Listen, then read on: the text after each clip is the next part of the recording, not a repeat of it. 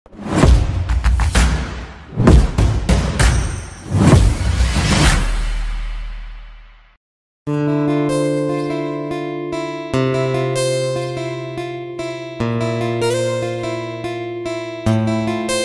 பரிசுத்த நாமத்துக்கு மகிமை உண்டாவதாக. இந்த நாளிலும் கேள்வியின் மூலமாக கர்த்தருடைய வார்த்தை உங்களிடத்தில் பகிர்ந்து கொள்வதை குறித்து மகிழ்ச்சி அடைகிறேன். செய்திக்கு போகும் முன்பாக ஒரு காரியத்தை சொல்ல விரும்புகிறேன். தீமோத்தேயு வேதாகம பள்ளி ஒவ்வொரு வெள்ளிக்கிழமையும் 10:30 மணி முதல் 12:30 மணி வரைக்கும் church of grace Mallika colony தியாகராஜனில் உள்ள சபையில் வைத்து நடைபெறுகிறது. அது சர்டிஃபிகேட் ஆஃப் தியாலஜி கொடுக்கப்படுகிறது. அதில் சேர விருப்பம் உள்ளவர்கள் விசுவாசிகளானாலும் ஊழியர்களானாலும் அதை சேர்ந்து கொள்ளலாம். வகுப்பேட்டு தொடர்ந்து நடந்து கொண்டே இருக்கிறது. அனுமதி முற்றிலும் இலவசம். கர்த்தர் உங்கள் பிள்ளைகளை ஆச்சரியப்பாராக. இன்றைக்கு தியானிக்கும்படியாக எடுத்துக்கொண்ட வேத பகுதி யோவான் சுவிசேஷம் 14ஆம் அதிகாரம் 6ஆம் வசனம். அதற்கு ஆண்டவர் இயேசு சொன்ன ஒரு வார்த்தையை அதில் பார்க்க முடியும். அதற்கு நானே வழியும் சத்தியமும் ஜீவனுமாயிருக்கிறேன். நானே வழியும் சத்தியமும் ஜீவனுமாயிருக்கிறேன். ஜெபம் செய்வோம்.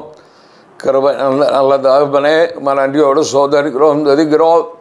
நான் இந்த வேத பகுதியின் மூலமாக நம்முடைய பிள்ளைகளை நீர் ஆசீர்வதித்தருளும். இயேசுவின் மூலத்தால் பணிந்து கேட்கிறேன் பிதாவே. உலகத்திலே தெய்வ நம்பிக்கை உடையவர்கள் தெய்வத்தை தேடி தன்னுடைய வாழ்க்கையில் முக்தி அடைய வேண்டும் என்பதற்காக அவர்கள் எத்தனையோ வழிகளை உண்டு பண்ணி வைத்திருப்பதை நான் பார்க்க முடியும். இறைவனடி சேர வேண்டும், தன்னுடைய வாழ்க்கை முடிந்த பின்பு சொர்க்கம் போக வேண்டும் என்பதற்காக இந்த உலகத்தில் தத்துவ ஞானிகள், மகான்கள், பெரிய பெரிய ரிஷிகளெல்லாம் இந்த காரியங்களை நாம் செய்தால் நாம் என்ன செய்யலாம்? இறைவனை போய் சேரலாம், பாவ விமோச்சனம் உண்டாகும், சாபத்திலிருந்து விடுதலையாகும், தேவனுக்கு பிரியமாக வாழ முடியும், மறுமையிலும் தெய்வத்தோடு இருக்க முடியும் என்று அநேகம் மார்க்க ரீதியான காரியங்களை சொல்லியிருப்பதை நாம் பார்க்க முடியும். உலகத்தில் வந்தவர்களெல்லாம் இந்த வழியாக போனால் நீங்கள் தேவனை காணலாம், கடவுளை காணலாம், இறைவனோடு நீங்கள் சேர்ந்து மறுமையில் வாழலாம் என்று வழிகாட்டியாக இருந்து கொண்டிருந்தார்களே தவிர ஆண்டவர் இயேசு சொன்னது போல நானே வழி என்று யாரும் சொன்னது இல்லை. ஒரு நாள் அவருடைய சீஷன் ஒரு கேள்வியை கேட்கிறார். ஆண்டவரே, எங்களுக்கு தெய்வத்தை காண்பியும், பிதாவை காண்பியும் என்கிறான். உடைய அர்த்தம் என்ன? இந்த முழு உலகத்தில் சிருஷ்டித்த தெய்வத்தை காண்பியும், நாங்கள் அவரை பார்க்க வேண்டும். அநேக உபதேசங்கள் சொல்லி இருக்கிறேன். எப்படி வாழ வேண்டும் என்ற நீதி நியாய முறைகளெல்லாம் சொல்லி கொடுத்திருக்கிறேன். அற்புதங்கள் செய்திருக்கிறேன், அதிசயங்கள் செய்திருக்கிறேன். ஆனால் ஆண்டவரே, எங்களுக்கு கடவுளை நாங்கள் சேரும்படியான காரியத்தை எங்களுக்கு காண்பியும் என்று அவன் சொல்வதை நமக்கு பார்க்க முடியும். எங்களுக்கு தெய்வத்தை நீர் காண்பிக்க வேண்டும், நாங்கள் கடவுளை காண வேண்டும், நாங்கள் தெய்வத்தை பார்க்க வேண்டும், அதுக்குரிய வழி எங்களுக்கு சொல்லும் என்று கேள்வி கேட்கிறார். தெய்வ பக்தி உள்ளவருடைய கேள்வி அதுதான். நான் தெய்வத்தை காண வேண்டும். தெய்வ நம்பிக்கை உள்ளவருடைய கேள்வி அதுதான். தெய்வத்தை நான் எப்பொழுது பார்க்கலாம்? சேரக்கூடாத ஒளியில் வாசம் பண்ணுகிற தெய்வத்தை நாம் எப்படி பார்க்க முடியும்? ஆனால் ஆண்டவர் இயேசு சொன்னார், என்னை கண்டவன் பிதாவை கண்டான், என்னை கண்டவன் கடவுளை கண்டான், என்னை கண்டவன் இறைவனை கண்டான். ஆகவே நான் தான் அந்த வழி, நானே வழியாக இருக்கிறேன். என்னை நீ ஏற்றுக்கொள்வாயானால், என்னை நம்புவாயானால், என்னை விசுவாசிப்பாயானால் நீ தேடுகிற தெய்வத்தை நீ என்னிலே காணலாம். அந்த சேரக்கூடாத ஒளியில் வாசம் பண்ணுகிற சர்வ வல்லமுள்ள தெய்வத்தை நீ என்னிலே காணலாம் என்று தைரியமாக சொன்ன ஒரே ஒருவர் இரட்சகராகிய இயேசு கிறிஸ்து மாத்திரமே. ஏன் அதை அவர் அப்படி சொன்னால், பாவம் மன்னிப்பால் விழுகிற ஒரே ஒருவர் இரட்சகர் இயேசு. ஏன் மனிதன் தெய்வத்தை பார்க்க முடியவில்லை? தேவ சமாதானம் இல்லாமல் ஏன் வாழ்கிறான்? தெய்வீக சந்தோஷம் இல்லாமல் ஏன் வாழ்கிறான்? தெய்வ பக்தி இல்லையா? தெய்வ நம்பிக்கை இல்லையா? அல்லது தாங்கள் காண்பிக்கிற மார்க்கம் மதத்தின் அடிப்படையில் தெய்வத்தை பிரியப்படுத்த அவர்கள் எந்த ஒரு காரியம் செய்யாமல் இருக்கிறார்களா? உபவாசிக்காமல் இருக்கிறார்களா? இல்லை காணிக்க கொடுக்காமல் இருக்கிறார்களா? அவைகள் அல்ல. மனிதனுக்கும் தெய்வத்துக்கு நடுவாக பிரிவினை உண்டாக்குவது அவனுடைய ஜென்ம கர்ம பாவமே. அந்த பாவத்தை இணைந்து மீட்டெடுக்க தான் ஆண்டவர் இயேசு இந்த உலகத்தில் வந்தார். சிலுவையில் மரித்தார், 3ஆம் நாள் உயிர்த்தெழுந்தார், இன்றைக்கு உயிரோடு இருக்கிறார். என்னை விசுவாசிக்கிறவர் மரித்தாலும் பிழைப்பான் என்று ஆண்டவர் இயேசு சொன்னதன் தாற்பயம் என்ன? இந்த உலகத்தில் எல்லாரும் போவது போல ஒரு வாழ்க்கை கடந்து போனாலும் நித்தியமான ஒரு வாழ்க்கை உண்டு. ஆண்டவர் இயேசுவோடு கூட 2 கள்ளர்கள் அங்கே அறையப்பட்டார்கள். ஒரு கட்டத்தில் 2 பேரும் ஆண்டவர் இயேசுவை தூஷித்தார்கள். அதில் ஒரு கள்ளன் மட்டும் கலேதியல் இவன் மெய்யான கிறிஸ்து என்பதை விசுவாசித்து, ஆண்டவரே நீர் உம்முடைய ராஜ்யத்தில் வரும்போது என்னை நினைத்தருளும் என்று கேட்கிறார். ஆண்டவர் சொல்றார், இன்றைக்கு நீ என்னுடனே கூட பரதீசிலே இருப்பாய். நீ இன்றைக்கு என்னோடு கூடவே பரதீசுக்கு வந்து விடுவாய். ஏனென்றால் நான் தான் வழி. அவரை வழியாக அவன் தெரிந்து கொண்டான். தேவனுடைய பிள்ளைகளுடைய வாழ்க்கையில் நீங்கள் யாரை வழியாக கொண்டு இருக்கிறீர்கள்? எல்லாரும் சொல்வார்கள், எல்லா நதியும் ஓடி போய் சமுதிரத்தில் தானே கலக்குது. அதனால் எல்லா மதங்கள் மார்க்கங்கள் எவ்வளோடாக போனாலும் கடவுளை அடையலாம் என்று. அந்த நதியை கடலில் சேர இடத்துக்கு பேர் முகத்வாரம். அந்த முகத்வாரத்தின் வழியாகத்தான் கலக்கிற சங்கமம் இடத்துக்கு முக்கியமானது அதுதான். அது ஒருவேளை அடைக்கப்பட்டிருந்தால் அதனால் கடலில் தேர முடியாது. ஆனால் அந்த முகத்வாரத்தின் வழியாக நதி கடலில் கலக்கிறது போல ஒரே வழியாக இருக்கிற இரட்சக பெருமான் இயேசு கிறிஸ்துவின் மூலமே தெய்வத்தினுடைய சாயலை நாம் கண்டு கொள்ள முடியும். அவர் ஒருவரே இரட்சகர். அவர் ஒருவரே பாவத்தை மன்னிக்க தன் ஜீவனை கொடுத்த ஜீவாதிபதி அவர்தான்.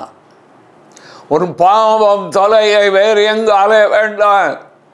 இயேசுவே நான் உம்மை விசுவாசிக்கிறேன் என்று சொன்னால் போதும். நீர் என் பாவத்துக்காக மரித்தீர், உயிர்த்தெழுந்து உயிரோடு இருக்கிறீர், நீர் தேவகுமாரன், எனக்காக பலியானீர் என்று விசுவாசித்தால் போதும்.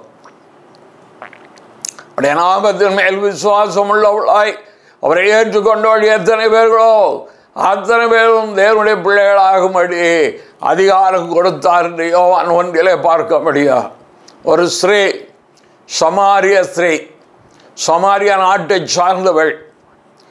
அவள் ஒரு நாள் கிணற்றில் தண்ணி எடுக்க வருகிறாள். அங்கே ஒருவர் உட்கார்ந்து இருக்கிறார். அவர் அவளிடத்தில் தாகத்துக்கு தண்ணீர் தா என்று கேட்கிறார். அந்த பெண் சமாரிய ஸ்ரீ, இவர் யூதர். அப்பொழுது அவள் கேட்கிறார், நீர் யூதராய் இருக்க சமாரிய ஸ்ரீ இடத்தில் தண்ணீர் கேட்கலாமா இருக்கிறார். உயர்வு தாழ்வை குறித்து பேசுகிறாள். அப்பொழுது அவர் சொல்றார், உன்னிடத்தில் தண்ணீர் கேட்கிறவின் நார் என்று நீ அறிந்திருப்பாயானால் நீயே அவளது ஜீவ தண்ணீரை கேட்டிருப்பாய். உடனே அவள் சொல்கிறாள், ஆண்டவரே, சொல்கிற வார்த்தை, ஆண்டவரே அதை எனக்கு தர வேண்டும். அசோசியேஷன் 4:11 பார்க்க முடியும். ஆண்டவர் இயேசு சொல்கிறார், என்னை விசுவாசிகளுடைய இருதயத்திலிருந்து ஜீவத்தன் உள்ள நதிகள் புகட்டு ஓடும், நித்திய காலமாய் ஊறுகிற நீரூற்றாய் இருக்கும் என்று சொல்லிவிட்டு, அந்த யூதர், அந்த மனுஷர் யாரும் அல்ல, ஆண்டவர் இயேசுதான். அவர் உன் புருஷனை கூட்டிக் கொண்டு வா என்று கேட்கிறார். அப்பொழுது எனக்கு புருஷன் இல்லை என்கிறார். அப்பொழுது ஆண்டவர் சொல்றார், நீ சொன்னது சரிதான், இதுவரை 5 பேர் இருந்தார்கள், இப்பொழுது ஏற்பட உனக்கு புருஷன் இல்லை என்ற உடனே உடைய மனக்கண்கள் திறக்கப்பட்டவளாக ஆண்டவர் இயேசுவை பார்த்து, நீர் ஒரு தீர்க்கதரிசி என்று காண்கிறேன் சொல்லும்போது, யோவான் 4:19 நீர் தீர்க்கதரிசி என்கிறார். முதலாவது ஆண்டவரே என்கிறாள், 2வது தீர்க்கதரிசி என்று சொல்கிறாள். 3வதாக ஒரு சம்பாஷணை தொடர்கிறது, தொழுகையை குறித்து, ஆராதனை குறித்து. அந்த பெண் தன் வாழ்க்கையில் சரிவர வாழ்க்கை நடத்தாத பெண்ணாக இருந்தாலும் அவளுக்குள்ள தெய்வ பக்தி இருக்கிறது. ஆகவே தேவ ஆராதனை குறித்து அங்கே பேசும் பொழுது ஆண்டவர் சொல்கிறார், பிதாவை தொழுது கொள்கிறவர்கள் ஆவியோடு உண்மையோடு தொழுது கொள்ள வேண்டும். இதை கேட்ட மாத்திரத்தில் அவள் சொல்கிற ஒரு காரியம், மேசியா வருகிறார் என்று அறிவேன். அவருடைய ஆவிக்குரிய அறிவிப்பார்கள், மேசியா வருகிறார் என்று அறிவேன், அவர் வரும்போது இதையெல்லாம் சொல்லுவார் என்கிறார். அதற்கு இயேசு யோவான் 4:26 சொல்கிறார், உன்னுடனே பேசுகிறேன், நானே அவர், நான் தான் வழி, நான் தான் சத்தியம், நான் தான் ஜீவன். நீ சொல்கிற மேசியா நான் தான் உன்னோடு பேசிக்கொண்டு இருக்கிறேனே, நான் என்னை உனக்கு வெளிப்படுத்த இருக்கிறேன் என்ற உடனே இவள் ஊருக்குள்ளே போய் ஆண்டவர் இயேசு சொன்ன எல்லாவற்றையும், நாம் செய்த காரியங்கள் எல்லாம் அவர் சொன்னார். நீங்கள் வந்து அவர் மேசியாவா என்று நீங்கள் பாருங்கள் என்ற பொழுது ஜனங்கள் வந்து ஆண்டவர் இயேசுவின் வார்த்தையை கேட்கிறார்கள், ஒன்றை அறிந்து கொண்டார்கள், அவர்தான் மேசியா, அவர்தான் வழி, அவர்தான் சத்தியம், அவர்தான் ஜீவன். ஆகவே முழு கிராமமும் அவரை ஏற்றுக்கொண்டது. தேவனுடைய பிள்ளை இயேசு கிறிஸ்துவை விசுவாசிக்கிற மாத்திரமல்ல, அவர் சொந்த ரட்சகராய் ஏற்றுக்கொள்ளும் பொழுது பாவ மன்னிப்பாய் மீட்பு உண்டாகிறது, விடுதலை உண்டாகிறது, நம்பிக்கை உண்டாகிறது, சமாதான சுகம் உண்டாகிறது, சமாதானம் உண்டாகிறது, சந்தோஷம் உண்டாகிறது, இளைப்பாறுதல் உண்டாகிறது. நம்முடைய வாழ்க்கை தேவனுக்கு உகந்த ஒரு புது சிருஷ்டியாக மாற ஆரம்பிக்கிறது.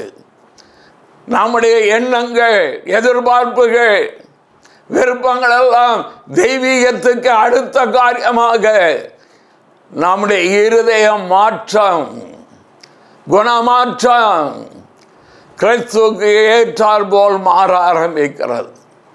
நித்தியத்தின் மேல் ஒரு நம்பிக்கை வருகிறது. தேவனுடைய பிள்ளையே, கர்த்தராய் இயேசு கிறிஸ்துவை விசுவாசி, அப்பொழுது நீ உன் வீட்டார் ரட்சிக்கப்படுவீர்கள்.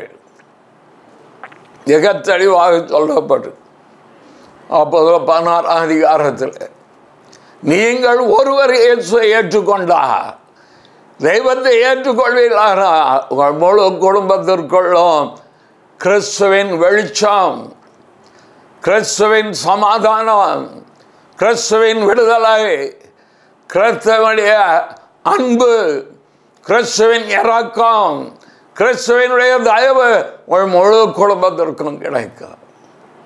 அந்த ஒரு ஸ்திரீ போய் சமாரியருக்கு சொன்ன பொழுது முழு கிராமமே இயேசுவை ஏற்றுக்கொண்டது.